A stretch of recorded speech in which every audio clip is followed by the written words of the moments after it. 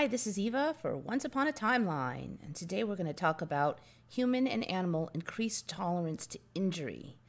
Now, there's been several images floating around Reddit lately that I noticed in the last few weeks that are very similar in that they all show animals with bone exposed who are apparently got some kind of injury but are still walking around and mostly healthy. Now, in my old timeline, if you had bone exposed, that would be gangrene and viral infection, and your blood would become septic, and you would be like near death. You'd be laying, you wouldn't be bopping around, ow, my arm hurts, ow, my leg hurts, and still moving around and eating and doing all those things. You just wouldn't. But now, apparently, this is not uncommon so much. This was one of the images that I saw. You can see the bone is exposed here. This animal was like this for quite some time and was surviving. I mean, obviously, you would imagine that's quite painful, but the animal was fine. Now, one thing I've really noticed in the last 1 to 2 years is if you go online and you look at injuries and birth defects and malformations, they are way more extreme than they ever were before. I mean, just way more. Like, you just can't imagine how those creatures would live, how those people would live like that. Now, I'm not going to go through them all because it's just too gross, but I always kind of had a weird kind of interest in what the human body could tolerate, and I had kept kind of an eye on that over the years, and it's just amazing, and it's gotten a lot harder to look at the images because they're so extreme now. But this image of this cat kind of brought it home for me, so I did a little more research on this kind of thing. And here's another example. This one is human. This woman was supposedly taking drugs, and specifically the drug called crocodile. You may have heard of it. It's supposed to just be increased propensity for causing lesions and infections. But basically, she got an infection or some kind of lesion that exposed her entire arm bone. But what's weird about this is, she was able to survive a long time with this. In fact, you can even see here that it healed around the bone on this side.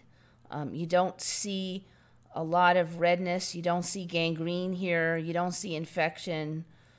They may not have to amputate this arm. I mean, in my old timeline, there'd just be no way that this arm could look that good with bone out, that it would just heal around the bone like that. I mean, the bone, you have to imagine that bone is dead, that the infection would spread to the blood.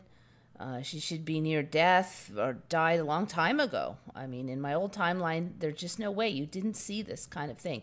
I mean, you might see bone exposed if there was a recent accident, but you're not going to see people walking around for months like this. There's just no way. And here's a close-up of that bone damage. Look, it's totally healed right there. It healed around that bone. I mean, that's a trip. And you think that's weird. There's another image that just kind of sealed the deal for me that I just saw recently on Reddit, and that's this image of this deer. So supposedly this deer had lost its back feet and was just walking around on these bone stumps, just surviving until the hunters finally shot it, but it was surviving and eating. I would imagine it was slowed down, but I mean, there's just no way this animal would have been down with blood infection and near death long before this. If you look at these images, it's sort of healed around this bone, and this animal is just bopping along on these two back leg bones. I just can't imagine that. And I'm sorry, this is kind of gross, but the tolerance that these creatures and these humans are having for injury, that they're walking around with these injuries, the gangrene has not spread up the leg. There's not any really nasty signs of infection or anything on these animals. I mean, I just can't. I can't believe it. It's just too weird. So anyway, I know this video is gross, so I apologize, but it was just too weird. I had to do a video on it. So there you go.